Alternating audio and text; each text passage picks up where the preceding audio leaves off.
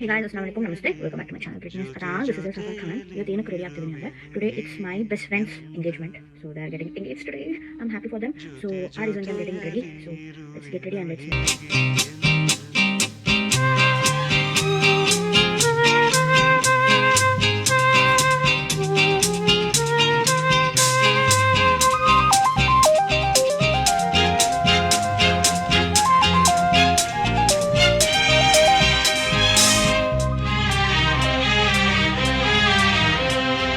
ಜೊತೆಯಲಿ ಜೊತೆಯಲಿ ಇರುವೆನು ಹೀಗೆ ಎಂದು ಹೊಸ ಹರುಷವ ತರುವೆನು ಇನ್ನು ಎಂದು